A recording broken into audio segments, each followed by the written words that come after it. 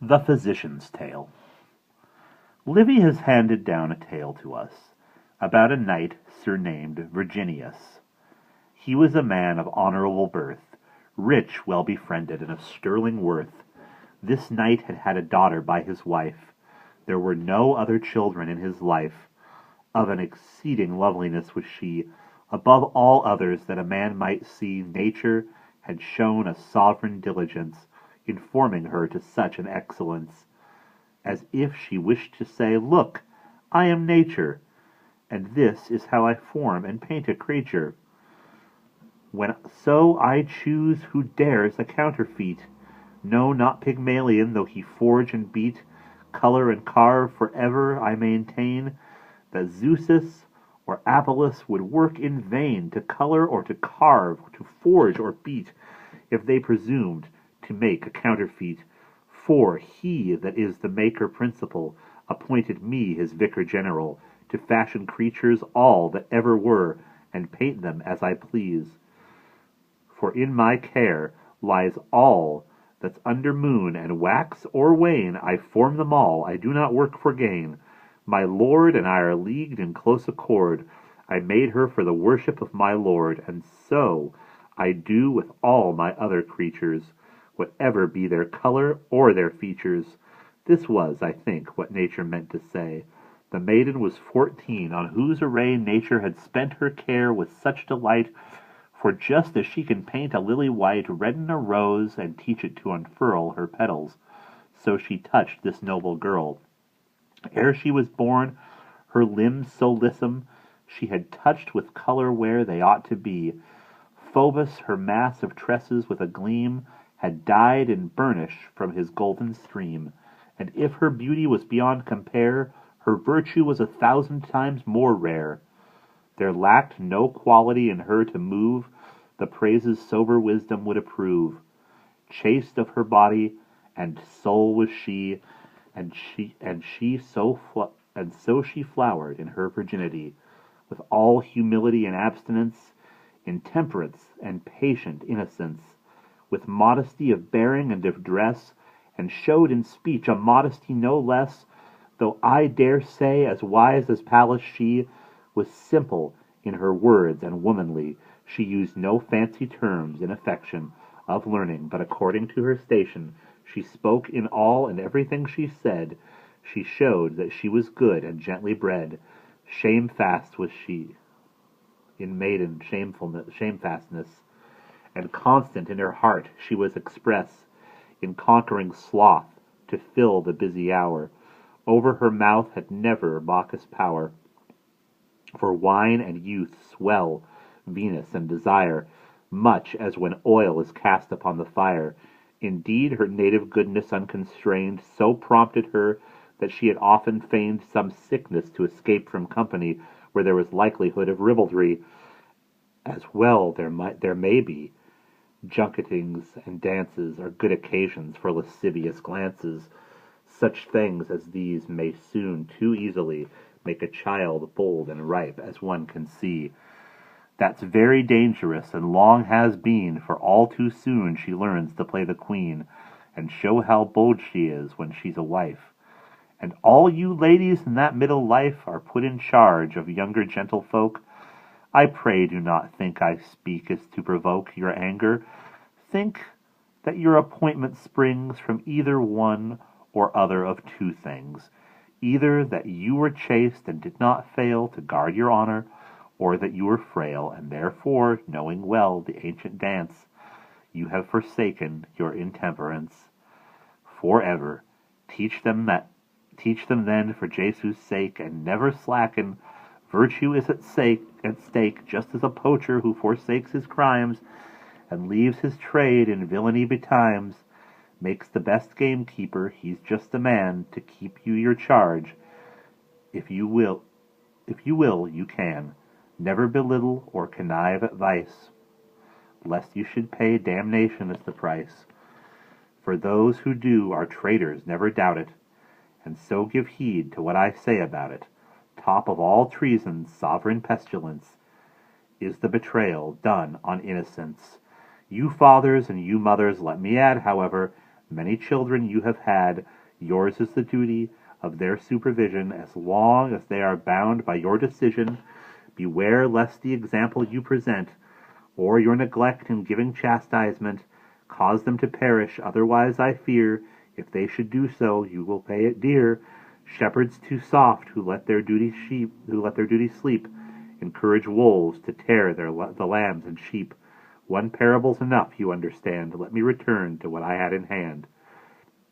This girl, who is the theme of my address, was such as not to need a governess.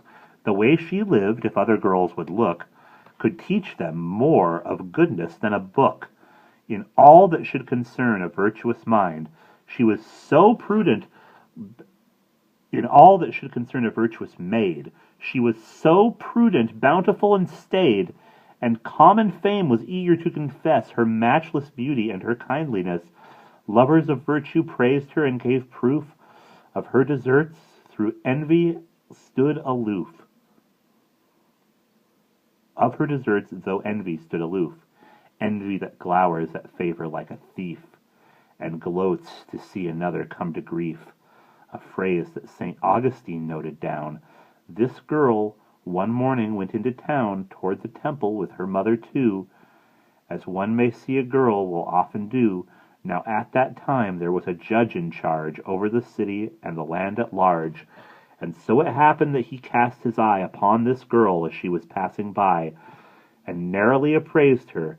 As he viewed her loveliness, a sudden change of mood entered his heart, and feeling himself caught by her attraction, secretly he thought, I'll have that girl whether I sink or swim. At once the devil entered into him, whose machinations then began to stir, and teach him how to have his will with her. He knew quite well that neither force nor fee could suit his purpose in the least degree, for she had powerful friends, and what was more, her sovereignty of goodness closed the door on his desires. He could not hope to win her soul or body into an act of sin. So after much reflection he sent down for a known blackguard living in the town. As low in cunning tricks as he was bold, he came in secret. Then the tale was told, and having heard it, he made to swear never to tell a soul, and should he dare so much as whisper, he should lose his head. When he agreed to all that had been said of his accursed plan, the judge was glad, and gave him precious gifts, the best he had. When they had framed their whole conspiracy from point to point to suit the lechery that was to be enacted on the sly, though you shall hear about it by and by, home went the fellow. Claudius was his name, a treacherous judge that was so lost to shame, was surnamed Appius. For the thing is no fable, but quite historical, and many able historians will vouch the gist of it. This treacherous judge, I tell you, set his wit to work and went about without delay. To gratify his lust, there came a day when the false judge, authorities report, as was his custom, took his seat in court and gave his judgment upon various cases. All of a sudden in this fellow races, crying, My lord, I beg with your permission for justice in my pitiful petition, touching my suit against Virginius. If he denies it, says was not thus, then I shall prove it and produce good witnesses to testify the truth of it and fitness. In absence, said the judge, of the accursed definitive award must be refused. In absence, said the judge, of the accused, definitive award must be refused. Summon him, state your case, and I will hear it. Gladly you shall have justice, never fear it. Virginius came to learn the judge's will, and instantly they read the cursed bill. These were the terms of it, as you shall hear. To you, Lord Appius, it shall appear, on showing of your poor servant Claudius, that a certain how that a certain knight, Virginius, against the law, against all equity, and an express injunction lodged by me, retains a servant that is mine by right, one that was stolen from my house by night when she was very young. I can support the charge on witness. May it please the court, my lord the judge, whatever he may say, the girl is not his daughter, and I pray my slave will be restored by your good will. This was the tenor of his cursed bill. Virginius stared in horror at the churl, but quickly, ere he could defend his girl, and prove it on his honor as a knight, or bring a host of witness, as he might, that all was false his enemy had stated, this cursed judge, who never so much as waited to hear the answer of Virginius, spoke out at once and gave his judgment thus: The rule I follow is to have his slave immediately. I rule this fellow is to have his slave immediately. The case is very grave. Your house shall not protect her. Fetch the girl, I say. The court awaits her to the churl. And when Virginius, this excellent knight, had understood the judge's doom all right, and knew his daughter on compulsion must be handed over to the judge's lust, home he returned, and seated in his hall he sent a servant, bidding him to call his daughter to him, and with ashen face, deathly and cold, gazed on her lowly grace. Fatherly pity pierced him to the heart, and yet he did not falter in his part. Daughter, he said, Virginia, I must name the ways that lie before you, death or shame. One you must take. Alas, that I was born, O judgment undeserved. O my forlorn and innocent girl, to die upon the knife. O my dear daughter, ender of my life, you that I fostered up with such delight, whose thought has never left me day or night. O daughter, you that are my last of woe, and last of any joy that I shall know, be patient, O my gem of chastity, and take your death, for that is my decree, and it is love, not hate, would have you dead. My pitying hand must strike and take your head. Alas, that ever Apius saw your face, to give false judgment in a treacherous case. He told her then all you have heard before. Of what had happened I need say no more. "Oh, mercy, dearest father," said the maid. As she spoke, she came to him and laid her arms about his neck, as oft she did, and tears flooded under either lid. Thus as she wept, "Oh, father dear," she said, "am I to die? Is there no remedy?" "None, none, my dearest daughter. Hope is dead." "Oh, give me time, dear father," then she said.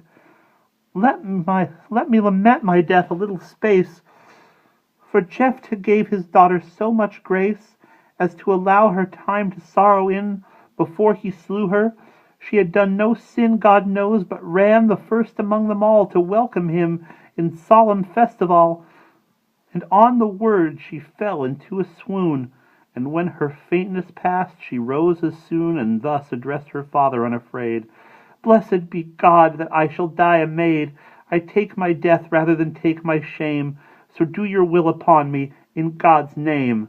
And having spoken thus, the child implored that he would smite her softly with his sword. And then once more she fainted and lay still.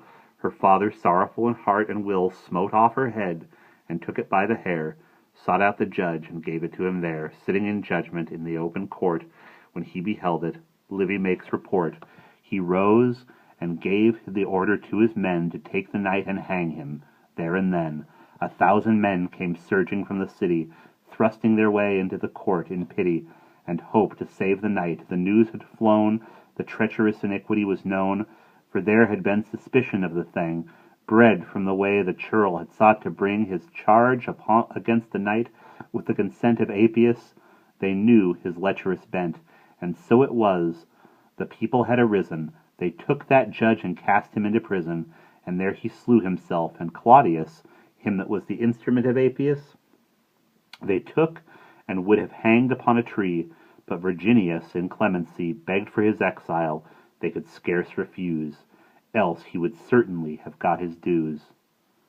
The rest were hanged, the greater and the less. That had been the party to this cursedness.